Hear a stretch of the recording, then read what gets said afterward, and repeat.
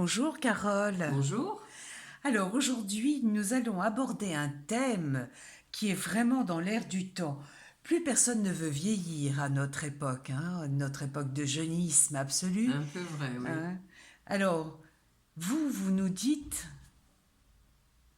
Comment bien se nourrir pour bien vieillir? Il y a le mot ah, vieillir, mais dans des bonnes conditions.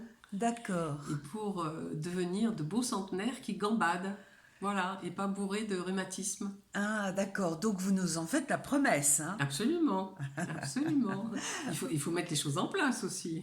Oui, mais vous dites depuis l'âge de 20 ans, c'est quand même possible après. Bien sûr, heureusement, heureusement. Tout est possible. Les cellules de notre corps se renouvellent tous les 7 ans.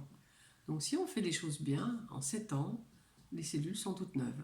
Donc on Donc peut peu importe rajeunir l'âge. alors même. Exactement. Non, non, mais ça, c'est pas une plaisanterie. On peut même rajeunir. Ça c'est déjà vu, bien sûr. Oui, oui. Alors je sais que vous y tenez à vos références historiques. Qui a Oui, dit?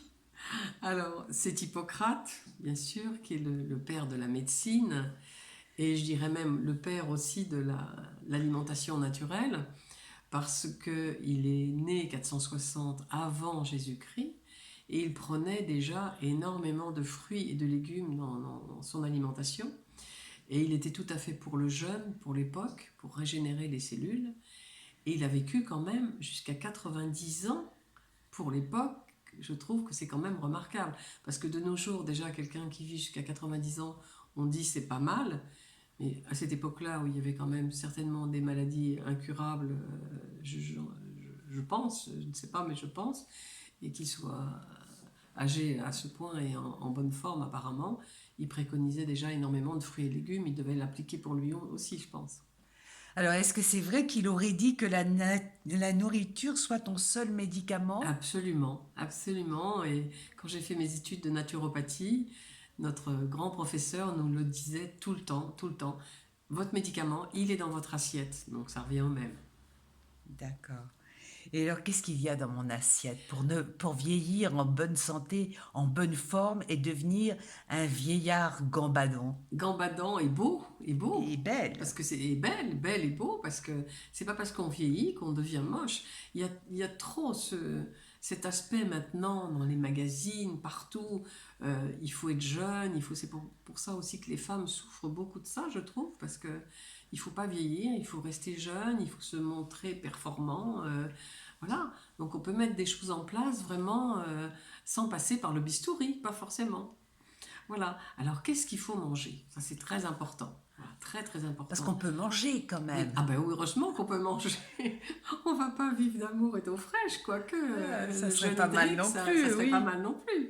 Mais donc, ce qu'il faut manger principalement, c'est vraiment axé sur le vivant. Quand je dis du vivant, c'est pas manger des animaux vivants, hein.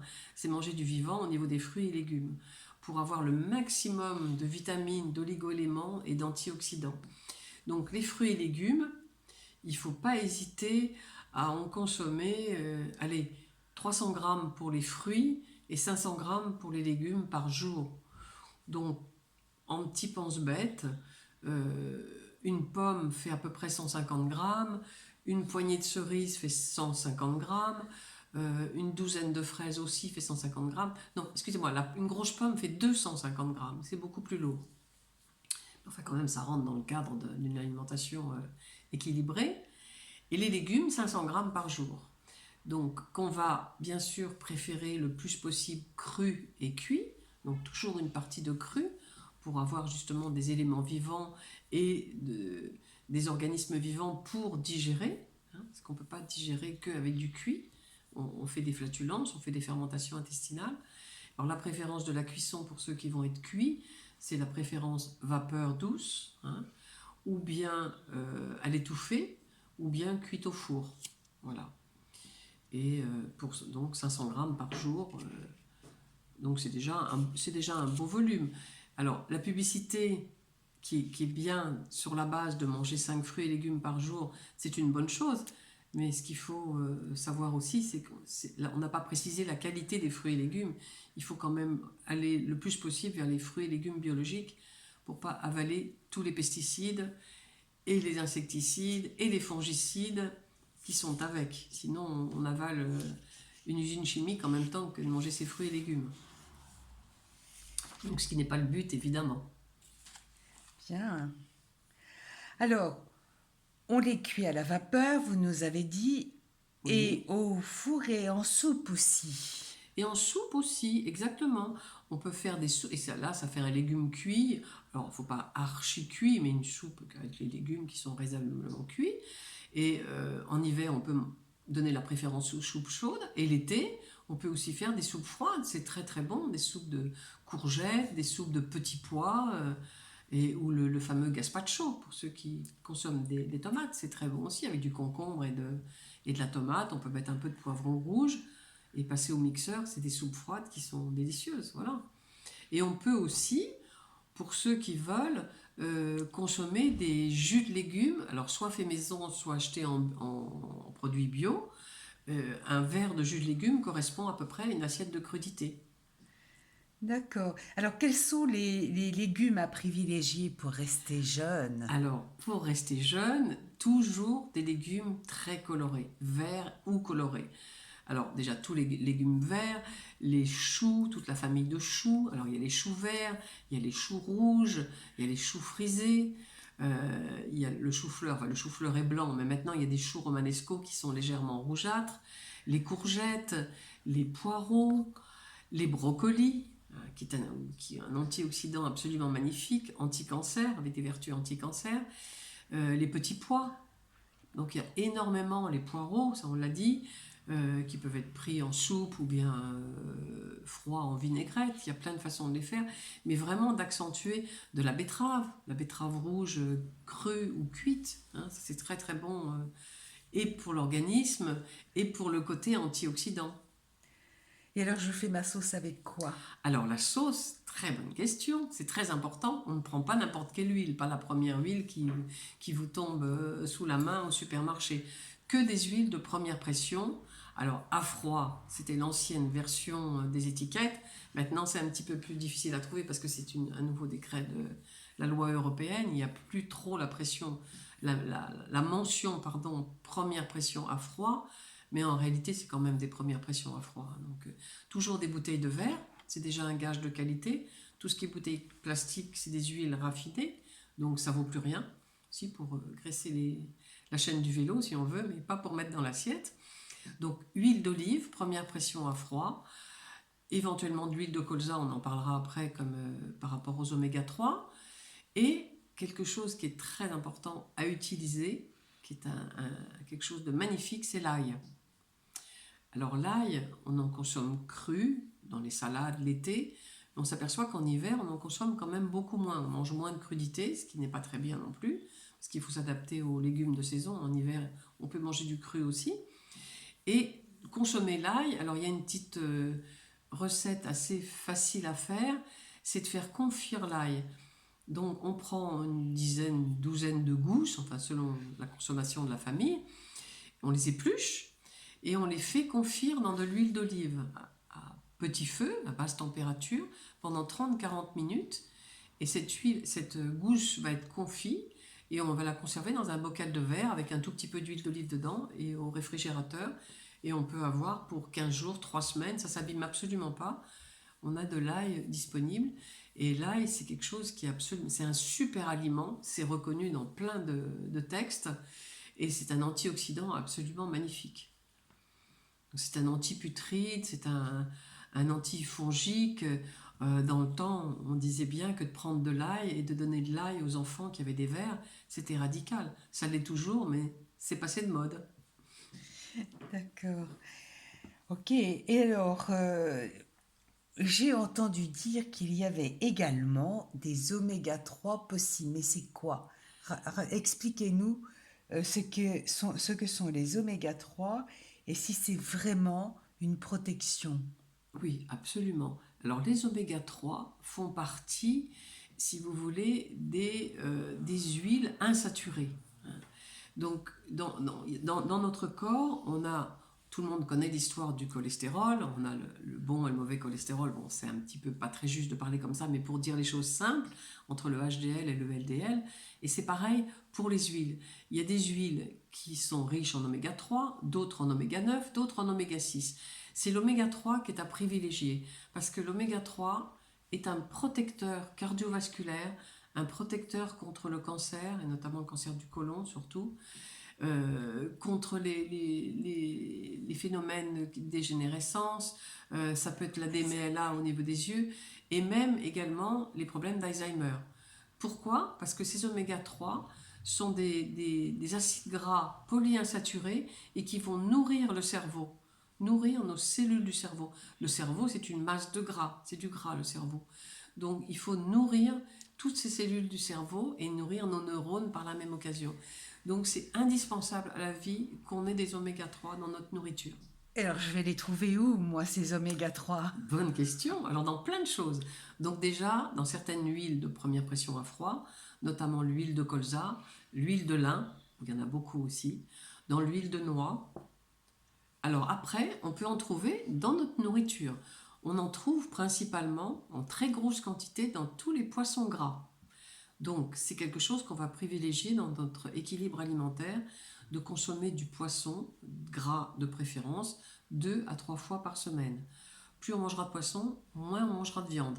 Et pourquoi c'est mieux d'aller vers cet équilibre-là pour ne pas faire vieillir nos cellules? Parce que dans la viande, il y a énormément de graisses saturées, le contraire des polyinsaturés du poisson. Même un poisson gras n'aura jamais le côté nocif d'une viande qui paraît même maigre, parce qu'il y aura toujours des graisses saturées dans la viande. Donc les poissons gras, qu'est-ce qu'on va choisir comme type de poisson? Donc ça va être des petits poissons, la sardine par excellence, le maquereau, le thon blanc ou le thon germant, le saumon. Alors il y a une polémique autour du saumon, il faut aller soit vers des saumons sauvages, soit vers du saumon bio ou du saumon label rouge. On va acheter aussi n'importe quel type de saumon. Et alors aussi une source d'oméga 3, curieusement, dans une variété de salades. Et cette salade, c'est la mâche. Et dans la mâche, il y a des oméga 3. Donc en hiver, parce que c'est une salade d'automne et d'hiver, on peut en consommer, si on peut, pratiquement tous les jours. C'est excellent et c'est très bon pour la peau également, parce qu'il y a beaucoup d'enzymes dans la mâche. Alors après, quand la période d'hiver est finie, on peut compenser par d'autres types de salades, de la roquette, des pousses d'épinards, aussi très, très, très riches en oméga 3. Mais ces oméga 3 sont indispensables à la vie, on pourrait dire, à la vie cellulaire, et comme antioxydants, justement, puisqu'on parle de bien vieillir et de soutenir nos cellules pour qu'elles ne s'oxydent pas trop vite, puisque c'est un antioxydant, l'oméga 3. Alors, je sais que vous avez une petite recette pour assaisonner la salade de mâche. La salade de mâche, oui, oui, effectivement. Pour assaisonner la salade de mâche, on met de l'huile de colza, un petit peu de citron, et moi j'ai une préférence de mettre une petite pointe de moutarde à l'ancienne à la pointe d'ortie. C'est délicieux dans la sauce et ça donne un très bon goût. La salade de mâche est déjà très bonne, mais ça donne un très très bon goût à la vinaigrette. Avec un peu de fleur de sel, peut-être? Avec un petit peu de fleur de sel, pas trop salé. Hein, Pas attention. trop salé. Attention, parce que le sel, surtout si c'est du bon sel, il y a beaucoup de magnésium, il y a beaucoup de minéraux, mais il ne faut pas trop en abuser, hein, parce que ça fait un petit peu durcir les artères et ça peut élever un peu la pression artérielle. Donc, on ne sale pas systématiquement sans goûter. Hein. Vous nous avez pas parlé des œufs. Est-ce qu'ils ont une bonne action bénéfique? Absolument, l'œuf est quelque chose qu'on peut consommer toutes les semaines, même si on a un petit peu du cholestérol, hein, c'est pas du tout l'avis des médecins, mais moi je peux vous assurer que c'est une question de cuisson. On peut manger 3-4 œufs par semaine, c'est une excellente protéine. Alors la cuisson, de préférence à la coque, ou poché, ou mollet, ou alors s'ils sont faits à la poêle, avec très peu d'huile et très peu cuit, qu'ils ne soient pas complètement grillés. Là, on va perdre bien sûr les bienfaits de l'œuf. Mais dans le jaune, il y a énormément de vitamine A, ce qui est excellent pour les yeux et pour la peau. On revient toujours à nos problèmes de peau. Alors, j'ai entendu dire que certains pouvaient manger du pain et pas d'autres. Hein. Certains supportent le gluten. Absolument. Et c'est très à la mode, sans gluten, avec gluten. Oui, c'est un Qu'est-ce qu'il en phénomène est? mode. qu'est-ce qu'il en est? Il y a un phénomène mode qui n'en est pas un pour moi, parce qu'il y a des gens qui sont, sans être allergiques, sont intolérants. Il y a une différence entre allergique et intolérant. L'allergique, vraiment, a une réaction très très vite, cutanée, voire pire, alors que l'intolérant ne va pas s'en rendre compte tout de suite, mais va avoir des maux de ventre, des choses comme ça. Donc, pour les gens intolérants ou allergiques, bien sûr, il faut passer à des pains sans gluten, mais qui peuvent être complets pour autant. Il faut, dans cette bonne nourriture pour bien vieillir, il faut aller vers des pains complets de toute façon, avec ou sans gluten, mais complets. Pourquoi complet? Parce que quand le pain est complet, le grain est dans son intégralité, c'est-à-dire qu'il y a les 3 balles sur le grain qui sont intactes, et d'où le germe également qui est là. Et dans le germe de blé, il y a une grande richesse en sels minéraux et en vitamine E, ce qu'il n'y a plus dans une farine blanche. Quand on achète une baguette avec de la farine blanche, il n'y a plus que de l'amidon. Il n'y a plus rien de nutritif pour la cellule. C'est ça, c'est très très important. Et vous dites habituellement qu'il faut qu'il y ait des graines de lin dans le pain Oui, pour les oméga 3, je voilà, sais. on compense encore un petit peu plus en oméga 3, parce que plus il y en a, mieux c'est pour nous, pour nos cellules, pour notre corps. Et en plus, c'est très très bon. Alors, on trouve dans certains magasins biologiques des pains comme ça à la graine de lin et d'autres sont à la graine de courge. Et souvent, ceux qui sont à la graine de courge, c'est aussi très riche en vitamine E et en oméga 3, et ils sont sans gluten. Donc, il y a cet avantage aussi. Et dans certains magasins, sans citer les noms, il y a ces pains-là tous les jours ou sur commande sans problème. Mais boire, alors boire, j'ai le droit de boire quand même. Oui, ça dépend quoi, de boire quoi. Alors de l'eau, bien sûr, en grosse quantité, il faut boire 1,5 litre, voire 2 litres par jour, ce qui Waouh, paraît ah oui. beaucoup, mais c'est quelque chose qui est vital parce que notre corps baigne, nos cellules baignent dans 80% de liquide, qui n'est pas de l'eau, c'est de la lymphe, et il faut renouveler tout ça. Donc c'est comme un aquarium, on change l'eau de l'aquarium pour les poissons, nous il faut changer l'eau aussi, donc boire est indispensable. Et même si on mange beaucoup de fruits et de crudités qui sont riches en eau, il faut tout de même boire suffisamment. Donc boire au moment du repas, boire entre les repas, et boire des eaux plates, non gazeuses, donc des eaux type Volvic, Montroucous, Montcalm, qu'est-ce qu'il y a d'autre encore? Après, ça va être des eaux très très riches en sels minéraux et je ne suis pas très pour parce que ça a un pouvoir drainant quand même bien bien inférieur. Donc, on boit de l'eau. Alors, quand je dis eau plate, c'est en plus des tisanes ou du thé ou du café, hein, de l'eau non chauffée, de l'eau vraiment à l'état pur. Et, alors là, le petit plaisir, on peut tout de même boire un verre de vin rouge, j'insiste sur le rouge, par jour, de préférence le midi, et biologique. Toujours pour les mêmes problèmes, pour ne pas avaler tous les pesticides et tous les produits phytosanitaires qu'il y a dans la culture de la vigne. Il y a eu quelques scandales récemment dans le Bordelais, c'est pas négligeable.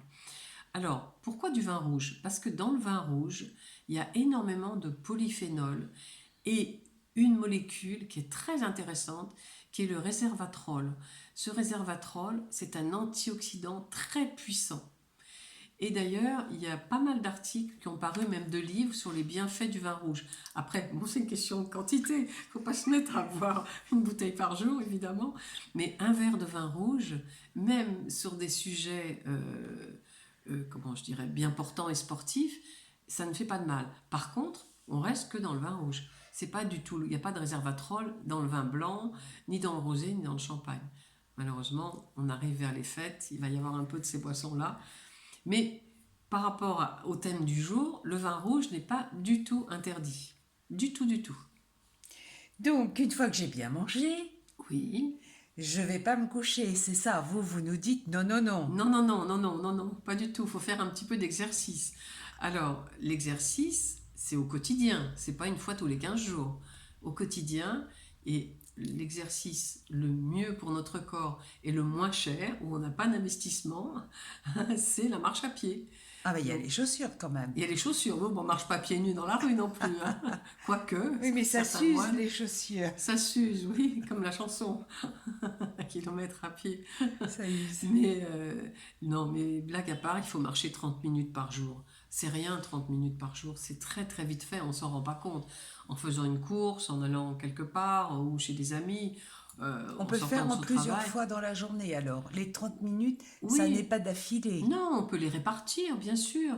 Alors, maintenant, il y a aussi le phénomène mode où on dit qu'il faut faire 10 000 pas par jour, mais on s'aperçoit qu'en marchant une demi-heure, on n'en est pas loin. On est à 8 000, 9 000 pas, donc c'est très très bien déjà, même si on ne fait pas les 10 000 pas. Donc, de la marche à pied, 30 minutes par jour. Si on fait plus, c'est bien aussi, hein, il ne faut pas s'arrêter à 30 minutes. Si on fait 1 heure, c'est très bien. Il y a des gens, en ce moment, avec les grèves, ils vont travailler à pied. C'est quelque part qui est très bien pour leur corps, même s'ils ne sont pas contents, mais c'est très bien. Donc la marche à pied, le vélo en extérieur ou même en appartement. Vélo d'appartement, l'exercice physique, il est le même. Si on ouvre un petit peu les fenêtres pour s'aérer, c'est parfait. Et aussi quelque chose qui fait travailler tout le corps, c'est la piscine. Donc si on décide de faire de la natation, il faut y aller 1 fois par semaine, plus c'est pas la peine non plus, et nager au moins une demi-heure à 40 minutes. Voilà. Donc ça, c'est 3 exercices à faire dans la semaine, soit la marche à pied, soit le vélo, soit la piscine. Donc tout ça, ça entretient, parce qu'en en même temps, on va brûler, mais on active aussi le métabolisme et des graisses et des sucres dans notre sang. Donc l'exercice physique est indispensable. Avant, les anciens faisaient beaucoup plus d'exercices que nous. Beaucoup plus. Il y avait moins de voitures, où ils allaient travailler en vélo ou à pied. Les enfants allaient à pied à l'école. Tout ça, malheureusement, c'est fini. C'est pour ça qu'on voit autant d'obésité chez les ados. Hein. C'est pas par hasard. Alors, vous nous parlez de la beauté du corps, la jeunesse du La corps, beauté du corps, la beauté de la peau. et la beauté de la peau. La beauté de la Alors, peau, ça, c'est très très important. Alors, pour la beauté de la beauté de la peau du corps, mais essentiellement la peau du visage, pour nous les femmes, c'est quand même important, elle vient de l'intérieur. mais je crois que les messieurs aussi, c'est important pour eux. C'est vrai, encore plus maintenant Oui. qu'avant, c'est exact, tout à fait. Puis le fait de vouloir paraître jeune aussi, ça joue à ce niveau-là. Mais alors, pour préserver sa peau, on peut acheter les meilleures crèmes du monde, même si c'est important d'avoir une crème qui soit bien équilibrée, le plus naturel possible aussi, parce que là aussi, il y a pas mal de produits chimiques dans les cosmétiques. Donc, c'est bien de mettre une bonne crème, mais une belle peau vient de l'intérieur. Donc, C'est vrai alors. c'est vrai, absolument. On revient à la nourriture et on revient à des choses essentielles pour protéger justement la peau, pour avoir une peau fine, un grain fin. Une peau, elle s'épaissit pas par hasard. Une peau va s'épaissir sur le visage parce qu'elle est asséchée. Elle est asséchée parce qu'il y a un manque d'hydratation interne, on ne boit pas assez d'eau. Alors pour les femmes qui fument, c'est encore pire. Là, je ne vous dis pas, il y a un assèchement encore bien plus grand. Alors on va privilégier pour la peau tout ce qui est très très riche en vitamine E. Et A aussi, on va le voir par la suite. Donc la vitamine E, on va privilégier les fruits à coque. Donc ça, c'est pas du tout désagréable à manger. C'est des noix, c'est des amandes, c'est des noisettes, c'est des graines de courge, des graines de cartame éventuellement, des noix de cajou. Alors il ne faut pas en manger 500 grammes évidemment. Si on mange des noix, on mange 3 4 noix, c'est déjà largement assez. Donc ça apporte une richesse en vitamine E. Et je rappelle que la vitamine E n'est pas fabriquée par le corps. Donc si elle ne vient pas de l'extérieur, donc par le biais de notre nourriture, on en est très vite privé. Et la peau, elle s'en ressent. Et plus on va prendre des années, et plus la peau, elle a besoin de vitamine E. Alors on peut compenser si on ne veut pas trop manger ces fruits à coque, parce que c'est quand même très riche, on peut compenser à prendre des capsules d'huile d'onagre ou d'huile de bourrache, qui sont, bien sûr, c'est que de la vitamine E, et on prend 2 capsules par jour, c'est largement assez. Donc on les achète de très bonne qualité, soit en magasin de produits diététiques, biologiques, ou prescrits par son naturopathe avec un laboratoire qui fait des bons produits. Mais ça, c'est indispensable. Pour la peau, c'est une nourriture de la peau, voilà, par l'intérieur. Et aussi, ce qu'il faut prendre pour la beauté de la peau, c'est tout ce qui est très riche en vitamine A.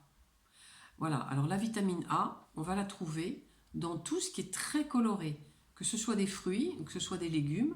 Donc les fruits, à une certaine saison, on a tous les fruits colorés, les baies rouges, les fraises, les cerises, les framboises, qu'est-ce qu'il y a encore? Les myrtilles. Donc tout ça, c'est très très riche en vitamine A. Et c'est pour ça que tous ces fruits rouges sont très bons pour la vue, pour les yeux. Hein, pour éviter l'oxydation oculaire, il faut ces fruits rouges aussi. C'est pour ça qu'il y a souvent des compléments alimentaires très très riches en myrtille, justement pour protéger la vision et ne pas avoir des problèmes plus tard de cataracte ou de DMLA. Oui, là, vous nous avez mis l'eau à la bouche, Carole, hein. Vous nous avez dit qu'on pouvait manger plein de bonnes choses, sauf que vous voulez nous mettre à la diète une fois par semaine. Oui, mais c'est pas catastrophique du tout. C'est Ah pour, bon? pour notre bienfait et le corps s'en réjouit et il nous le rend au quintuple au niveau de l'énergie. Alors expliquez-nous ça. Alors, un jour par semaine, pour ceux vraiment qui ont du mal à le faire, ça peut être une fois tous les 10 jours, mais c'est dommage d'excéder 10 jours parce qu'en 10 jours, on a un renouvellement lymphatique. Donc de rester dans ce créneau des 10 jours, c'est l'idéal. On fait une journée de jeûne hydrique. Qu'est-ce que c'est que le jeûne hydrique? Dans le mot hydrique, il y a du liquide. Donc ça va pas être avec de l'eau, on va choisir quelque chose d'un petit peu plus nourrissant, et comme ça, on n'aura pas cette sensation de faim. On va le faire avec du jus de légumes lactofermenté. Pourquoi lactofermenté? Parce que dans la lactofermentation, il y a une nutrition spécifique en probiotiques pour notre intestin. Donc en même temps, on va faire une pierre deux coups, on va nettoyer notre organisme et on va renforcer notre flore intestinale. Et si on renforce notre flore intestinale, on va monter notre système immunitaire. Donc ce jour-là, on va être très bien, on va pas être fatigué, on va être plein d'énergie et une journée c'est très vite passé. Alors par contre, ce jour-là, on ne prend que ça dès le matin, dès le petit déjeuner. Matin, midi et soir. Et on prend l'équivalent, c'est des bouteilles de 75 centilitres, une bouteille et demie. S'il y a deux bouteilles, il y a deux bouteilles. C'est pas gênant du tout. Je les trouve où, ces bouteilles? En magasin de produits biologiques. Voilà. C'est la marque Biota qui fait ça. C'est une marque de produits suisses. Ou alors, il y a aussi Rapunzel qui fait un jus qui est peut-être un petit peu plus goûteux parce qu'il y a un petit peu de purée d'acérola dedans. Ce qui n'est pas négligeable parce que ça apporte de la vitamine C. Parce que c'est une petite cerise sauvage. Et du coup, en plus, dedans, pour la peau, non seulement c'est bien parce qu'on va faire un jeûne hydrique, mais en plus, dans ces jus lactofermentés, c'est essentiellement quoi? Du jus de carotte et du jus de betterave. Donc, c'est les deux jus riches en vitamine A pour la peau. Donc, on fait une pierre deux coups ce jour-là. Et on n'est pas fatigué du tout, du tout. Je conseille vivement de l'essayer parce que on s'imagine que de jeûner va fatiguer. C'est tout le contraire. C'est tout le contraire. Et alors, il y a un dernier secret que vous allez nous délivrer. Ah bon? Oui, oui, vous voulez bien nous le donner, votre Bien dernier sûr, moi je veux secret. tout donner, moi. Ce secret, c'est... Le drainage lymphatique. Voilà, Eh, on en a parlé la voilà. semaine dernière, dans la Oui, dernière vidéo. mais là, Mais c'est c'est pour vrai. mieux vieillir, Voilà, pour mieux vieillir, là, c'est vrai qu'on ou peut plutôt l'appliquer vieillir dans de bonnes dans conditions, de hein. bonnes conditions. Oui, pour pas vieillir volontairement, c'est pas ce qu'on veut dire du tout, bien au contraire. Oui. Et le drainage lymphatique, bien sûr, si on peut le faire en même temps que de changer son alimentation pour le rajeunissement cellulaire, c'est absolument magnifique. C'est une séance on pourrait dire, de massage très très doux, puisqu'on travaille sur la lymphe et on masse tout le corps, enfin je masse tout le corps avec des huiles essentielles drainantes. Donc ce jour-là, alors si on veut faire le top du top, on fait le drainage lymphatique le jour du jeûne hydrique. Alors là, on démultiplie vraiment le nettoyage du corps. Là, c'est sublime, carrément sublime. Et si on peut le faire, bon, bah, c'est génial de le faire en même temps à raison d'une séance par semaine, par exemple. Toujours pas dépasser ces 10 jours. Ah, super. Donc, au résumé, Carole, En résumé, pour vieillir dans de très bonnes conditions et en freinant ce vieillissement, parce que le rajeunissement cellulaire, il existe, nos cellules se renouvellent tous les jours, y compris les cellules du cerveau, y compris les neurones.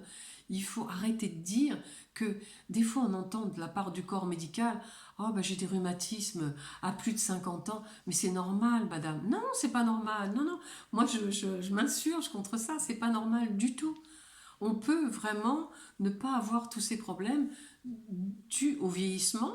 Tous ces problèmes-là sont dus à un encrassement cellulaire, tout simplement. Donc, en résumé, bien manger, ça tout le monde je pense l'a compris en quoi ça consiste. Donc les fruits et légumes au quotidien, à raison de 300 grammes pour les fruits, 500 grammes pour les légumes, des huiles de première pression à froid, l'huile d'olive, l'huile de colza, de l'ail, ne jamais oublier l'ail qui a des bienfaits absolument magnifiques, les poissons gras, 2 à 3 fois par semaine, hein, les poissons gras qu'on a énumérés tout à l'heure, la sardine, les maquereaux, le thon, le saumon, les œufs, 3-4 œufs par semaine. Alors, j'ai pas précisé des œufs biologiques, évidemment, parce que si c'est des poules en cage et qui mangent n'importe quoi, ça va pas être bien du tout, du tout. Donc, voilà, des eaux plates, donc 1,5 litre à 2 litres par jour, du pain complet, alors avec ou sans gluten pour les intolérants, avec des graines de lin à l'intérieur ou des graines de courge pour renforcer en oméga 3. L'exercice physique, tous les jours pour la marche, 1 fois par semaine pour la piscine, le vélo tous les jours si c'est en extérieur, sinon à la maison, allez, 3 fois dans la semaine c'est déjà bien, si on fait une demi-heure de vélo d'appartement. Et ce qu'il faut aussi cultiver, c'est le bien-être psychique et mental, d'être positif, de ne pas dire j'y arriverai pas, ou c'est pas pour moi, ou c'est trop dur. Si on dit c'est trop dur avant de commencer, on n'y arrivera jamais, c'est certain. Il faut rester combatif et dire je vais y arriver et de garder un optimisme à toute épreuve. Et ça, c'est très très important. Voilà. Et on peut tous vieillir et rester beau. Mais c'est vrai alors. C'est vrai, c'est tout à fait vrai. Essayez, c'est tout. Alors, ok, on va essayer. Hein? Et ça se prépare à quelle date ça? Ça se prépare à quelle date? Ben là, on arrive aux périodes de fête, donc c'est peut-être pas mais en début d'année, pour les vœux de la nouvelle année, pourquoi pas? D'accord. Et à quel âge? Il n'y a pas d'âge. À partir de 20 ans, on peut commencer si on veut avoir vraiment une hygiène de vie hors pair toute sa vie. Mais si c'est plus tard, c'est plus tard. Le tout, c'est de commencer, même à un âge un peu avancé. D'accord, donc à 20 ans, on va dire à tous les jeunes de 20 ans, commencez. Commencer dès maintenant. Hein, et surtout, on dit que les femmes vieillissent, par rapport aux hormones, vieillissent plus vite au niveau de la peau, du visage. Mais non, c'est pas vrai. Moi, je vous prétends le contraire. C'est une croyance. Absolument, mais c'est une croyance de dire ça. Parce que c'est faux, c'est archi faux. D'accord. Merci, Carole. De rien, et passez de bonnes fêtes. Oui, bonne fête à vous. Merci.